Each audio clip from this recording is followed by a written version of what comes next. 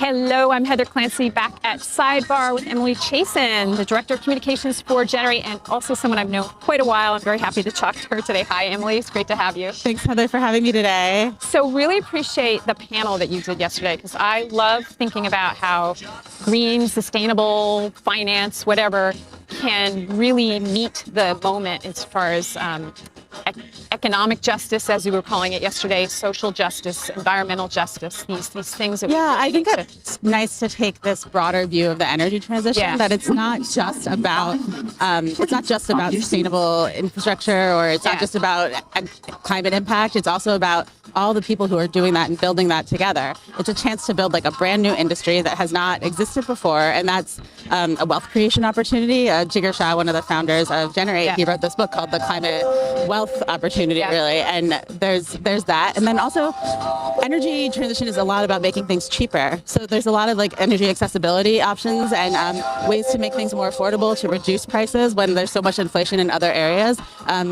The energy transition can be quite deflationary. It's gonna, interesting, and I'm curious about your thoughts on this. It's tough, though, as we know, as we can see right now. This transition is not going to be without pain. How do we use finance to help make that less painful?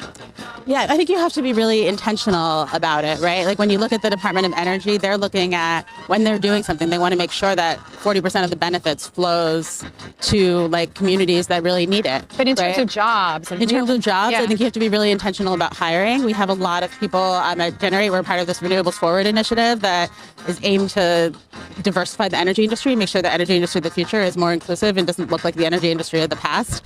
There's a lot of work to do there. There's a lot of people to empower. And I think when you get closer to those communities, like we're really building all this infrastructure for those communities. It's meant to live in those communities with people. And so you have to like get them excited about it and involved. And we have a school that we work with where we had the kids the other week do an energy audit to like learn about all the stuff that they're doing. That's awesome. Cool. That's great. So you're also a writer for us. Thank you. Very much appreciate it. And you recently wrote about the proxy season, this current one that we're kind of living through right now. Why is this not business as usual? Can you give us some reflections from your reporting? This is a really interesting proxy season. It was so fun to write this article about all the things and how proxy season has developed. Proposals and shareholder proposals are such an interesting part of ESG and such a moment for shareholders to say what they mean and do.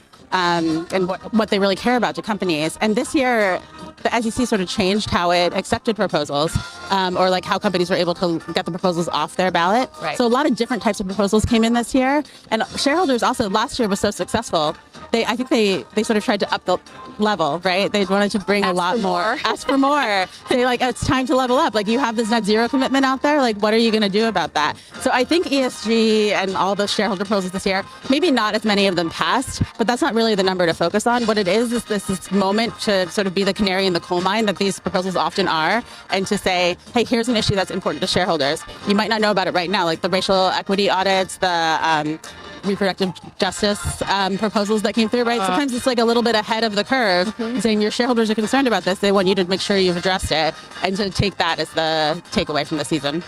So any particular one pop out at you as something we should, any particular theme? I mean, you mentioned several just now. Yeah, I think it was interesting to see the social proposals actually come up a little bit more this year. Last year was a very climate-focused year. I think there's a lot of work that people have done there already, and a lot of like sustainability reports that companies already file. Right. And I think we're gonna just see the social stuff coming in. So. And I love that so many withdrawn because of engagement, right? Yes. Because the engagement happened, they decided they need it, and they took it off. So that a shareholder proposal ultimately just shows like a disagreement, right? Yeah. Like if you could agree, it wouldn't be there in the first place. Right. So cool.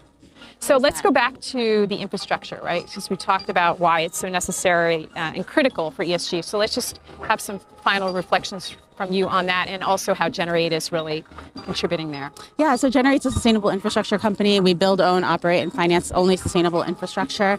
And I think it's a really critical component of ESG. Sometimes you think about, stocks you're trading or the policy, but really it's about changing over our infrastructure and baking in a more efficient, easier, more sustainable system for people to use. So we're really setting up the system for the next 30 years. And a lot of that is just fundamental infrastructure. Building things takes time. It takes a lot of people to get involved and work together. It's not like building a software company. So I think it is not. It is not.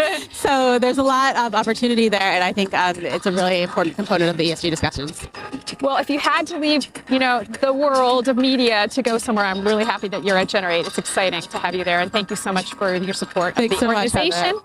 Thanks, Emily. Great to see you. And we have one more break before we're going to have some wrap up and the main stage. Stay tuned.